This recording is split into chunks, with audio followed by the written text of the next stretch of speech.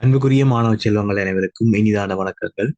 இக்காணொளியிலே சுற்றால சார்ந்த செயற்பாடுகளோடு தொடர்புடைய 6வது செயலட்டையினுடைய வினாக்களுக்கான விடைகளை பார்க்க இருக்கின்றோம்.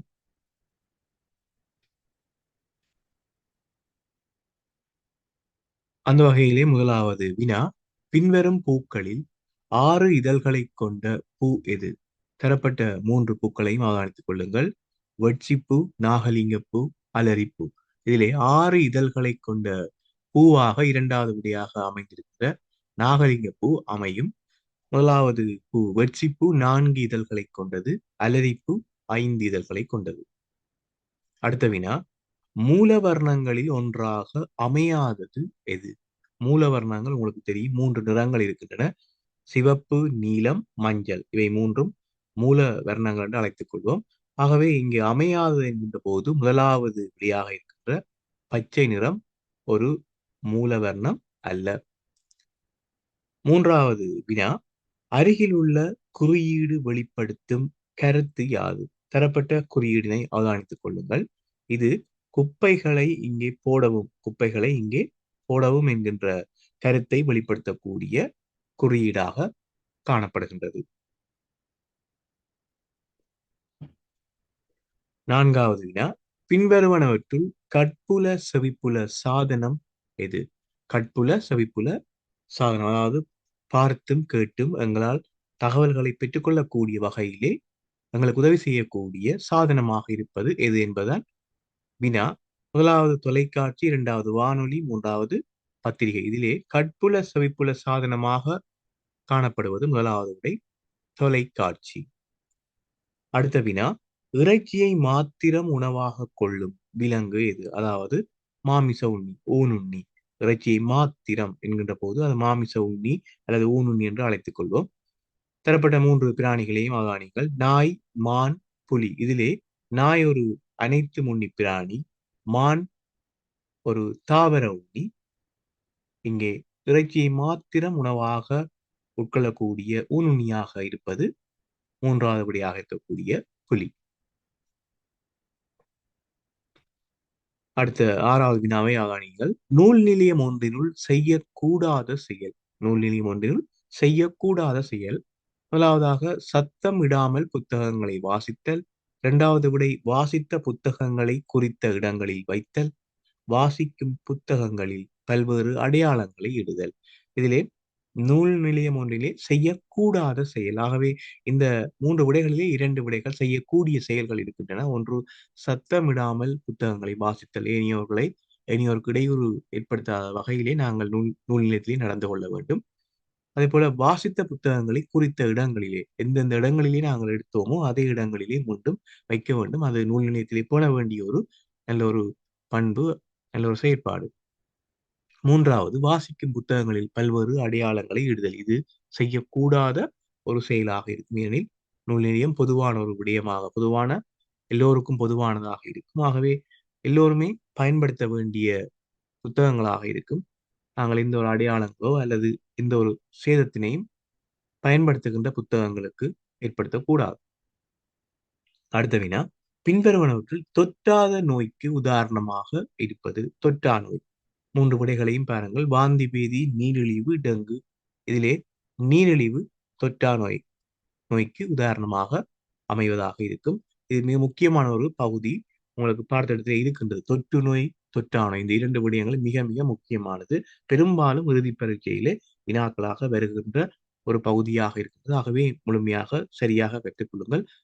தொற்றும் நோய்கள், தொற்றா நோய்கள் தொடர்பாக அதிகளவாக தெரிந்து கொள்ளுங்கள். அடுத்த வினா, அருகிலுள்ள குறியீடு வெளிப்படுத்தும் கருத்து யாது? குறியீட்டினை அவதானித்துக் கொள்ளுங்கள். 3 விடைகளையும் பார்ப்போம். முன்னால் உள்ள கல்லை அகற்றவும், முன்னால் பாதை வேலை, முன்னால் பாதை மூடப்பட்டுள்ளது. இதிலே குறியீட்டோடு தொடர்புடைய சரியான கருத்து இரண்டாவது விடை, முன்னால் பாதை வேலை.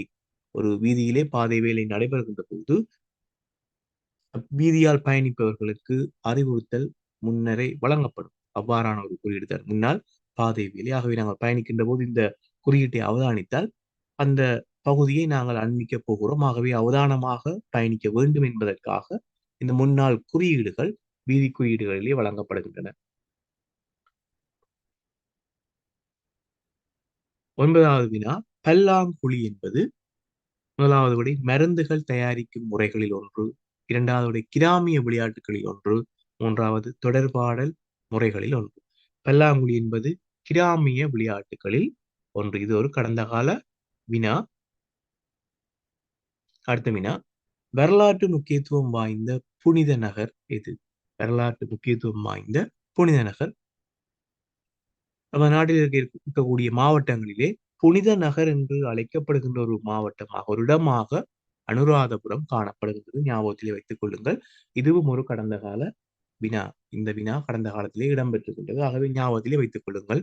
புனித நகர் என அழைக்கப்படுகின்ற இடம் அனுராதபுரம்.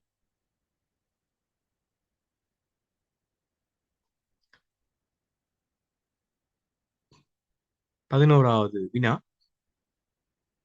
வீதி சமிக்கை விளக்குகளின் தூணில் சிவப்பு நிற மின்குமிழ் எரியும் போது அதனால் கருதப்படுவது யாது?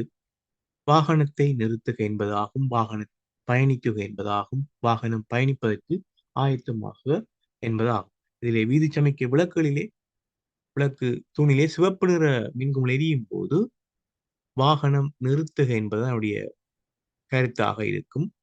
வாகனம் பயணிக்க வேண்டுமாக இருந்தால் பச்சை நிற மின்குமிழ் ஒளிர வேண்டும். வாகனம் பயணிப்பதற்கு ஆயத்தமாக என்பது மஞ்சள் நிற மின்குமிழோடு தொடர்புடையதாகும். 12வது வினா, நாட்டு மேடைகளில் இருந்து நாட்டுக்கள் பெறப்பட்டு பாத்திகளில் நடப்படுகின்ற பயிர் வகைகளை மாத்திரம் கொண்ட விடையை தெரிவு செய்க. ஆகவே இந்த வினா என்ன குறிப்பிடுகின்றன சொன்னால், நாட்டு மேடை அமைத்து புதிய கன்றுகளை பெற்று நாங்கள் பயிர் வகைகள் பயிரிடுகின்ற அந்த முறை. ஏற்கனவே நான் வீடு தோட்டம் தொடர்பாக தெளிவுபடுத்துகின்ற போது விளக்கம் வழங்கியிருப்பேன். பயிர்களை 2 விதமாக பயிரிட்டுக் கொள்வார்கள். ஒன்று நாட்டு மேடை அமைத்து புதிய கன்றுகளை பெற்று அந்த கன்றுகளை மீண்டும் நாட்டி பயிர் செய்து கொள்வார்கள். அதே நேரம் அடுத்த முறையாக நேரடியாக நாற்றுக்களை இட்டு கன்றுகளை உருவாக்குதல். இந்த வகையிலே இந்த வினாவிலே நாட்டு மேடையோடு தொடர்புடைய நாட்டு மேடை அமைத்து நாங்கள் கன்றுகள் பெற்று நடப்படுகின்ற பயிர் வகைகளாக 3வது உடைய பெயர்கள் கத்தரி, தக்காளி. இந்த 2 பயிர்களும் நாட்டு மேடை அமைத்துத்தான் பெறப்படுகின்றது. 13வது, தரப்பட்ட குறியீடு குறிக்கும் கருத்து யாது? தரப்பட்ட குறியீடை அவதானித்துக் கொள்ளுங்கள். இந்த குறியீடு மீள் சுழற்சிக்கு உட்படுத்தக்கூடிய அலுமினியம். மீள் சுழற்சிக்கு உட்படுத்தக்கூடிய அலுமினியம். மீள் சுழற்சி தொடர்பாக உங்களுக்கு 3 குறியீடுகள் வழங்கப்பட்டிருக்கின்றது. ஆசிரியர் வழிகாட்டியிலே 3 குறியீடுகளுக்கும் வேறுபாடுகளை விளங்கி ஞாபகத்திலே வைத்துக் கொள்ளுங்கள். ஒன்று ஒன்று மீள் சுழற்சிக்கு உட்படுத்தக்கூடியது, மற்றது மீள் சுழற்சிக்கு உட்படுத்தக்கூடிய அலுமினியம், 3வது மீள் சுழற்சிக்கு உட்படுத்தக்கூடிய கண்ணாடி. இந்த 3 விடயங்களும் தெளிவாக ஞாபகத்திலே வைத்துக் கொள்ளுங்கள். இந்த 3 விடயங்களையும் நான் இந்த செயலட்டைகளிலே வினாக்களாக வழங்கியிருக்கிறேன். ஆகவே நீங்கள் அவற்றை பயிற்சி செய்வதன் மூலம் இலகுவாக ஞாபகத்திலே வைத்துக் கொள்ளக்கூடியதாக இருக்கும்.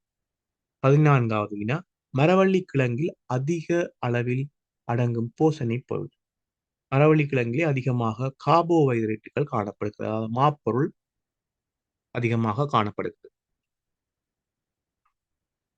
15வது வினா, வீதி நிற சமிக்கை கம்பத்தில் மேலிருந்து கீழாக நிறச்சமிக்கை அமைந்துள்ள சரியான ஒழுங்குமுறையை தெரிவு செய்க. எப்பொழுதுமே வீதி சமிக்கை அந்த கம்பத்திலே நீங்கள் நிறங்களுடைய ஒளிர்வை அவதானித்தால் மேலே சிவப்பு, 2வதாக மஞ்சள், 3வதாக பச்சை காணப்படும். மேலிருந்து கீழாக இந்த ஒழுங்குமுறையை ஞாபகத்திலே வைத்துக் கொள்ளுங்கள். ஏனெனில் கீழிருந்து மேலாக கேள்வி பெறலாம், மேலிருந்து கீழாக பெறலாம். நீங்கள் கற்றுக்கொள்கின்ற விடயத்தை எவ்வாறு வினாக்கள் அமைந்தாலும் அதை சரியான முறையிலே விளங்கி விடையை தெரிவு செய்வதற்கு பழகிக் கொள்ளுங்கள்.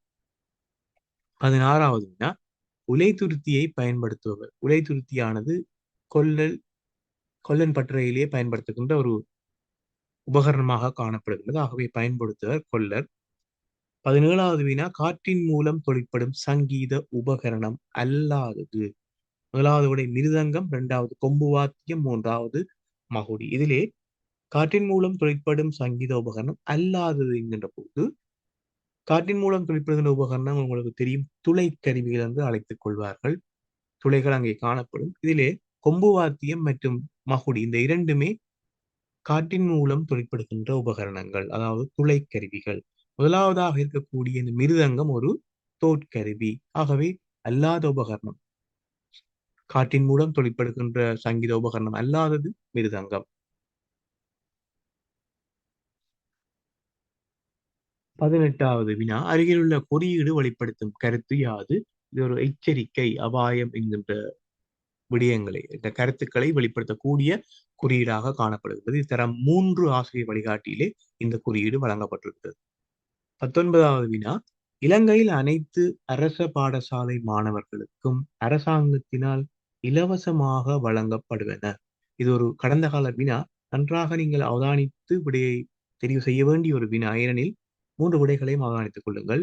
முதலாவது விடை சீருடை பகலுணவு, இரண்டாவது விடை பாடநூல்கள் சீருடை, மூன்றாவது விடை பகலுணவு பாடநூல்கள். இதிலே வினாவை சரியாக கிரகித்துக் கொள்ளுங்கள். இலங்கையில் அனைத்து அரச பாடசாலை மாணவர்களுக்கும் அரசாங்கத்தினால் இலவசமாக வழங்கப்படுகிறது. ஆகவே இங்கே நீங்க கவனிக்க வேண்டிய விடயம், இலங்கை அனைத்து அரச பாடசாலை மாணவர்கள் அனைவருக்குமே வழங்கப்பட வேண்டும், இலவசமாக வழங்கப்பட வேண்டும் என்ற கருத்தை இங்கே வினாவிலே வழங்கப்பட்டிருக்கிறது. ஆகவே இங்கே நாங்கள் தெரிவு செய்ய வேண்டிய விடை இரண்டாவதாக இருக்கக்கூடிய பாடநூல்கள் சீருடை. ஏனெனில் முதலாவது விடையிலே சீருடை பொருத்தமாக இருக்கின்றது, ஆனால் பகலுணவு பொருத்தமற்றது. ஏனெனில் அனைத்து மாணவர்களுக்கும் வழங்கப்படுவது கிடையாது. அதே போலத்தான் மூன்றாவது விடையிலேயும் பகலுணவு காணப்படுகின்றது. ஆகவே அது பொருத்தமற்றபடியாக இருக்கின்றது. இலங்கையிலே இருக்கக்கூடிய அனைத்து அரச பாடசாலை மாணவர்களுக்கும் அரசாங்கத்தினால் இலவசமாக வழங்கப்படுகின்ற விடயங்களிலே இரண்டு மிக மிக முக்கியமானதாக இருக்கின்றது. ஒன்று பாடநூல்கள், முக்கியது சீருடை. இது அனைத்து அரச பாடசாலை மாணவர்களுக்கும் பொருந்தும், ஞாபகத்திலே வைத்துக் கொள்ளுங்கள். 20வது வினா, தொடர்பாடலுக்கு பயன்படுத்தப்படும் பிரசித்தி பெற்ற அச்சு ஊடகம். அச்சு ஊடகம் என்கின்ற போது எழுத்து வடிவிலே காணக்கூடிய ஊடகமாக இருக்கின்றது. அந்த வகையில் முதலாவதாக இணையம், இரண்டாவதாக தொலைக்காட்சி, மூன்றாவதாக செய்தி பத்திரிகை. எனவே 20வது வினா மிகச்சரியான விடை மூன்றாவது விடை செய்தி பத்திரிகை. ஆகவே இந்த காணொளியிலே 6வது செயலட்டைக்கான 20 வினாக்களுக்குமான விடைகளை வழங்கியிருக்கிறேன். அதோடு ஞாபகத்தில் வைக்க வேண்டிய விடயங்களையும் தெளிவுபடுத்தியிருக்கிறேன். மீண்டும் அடுத்த காணொலியை சந்திக்கிறேன். நன்றி.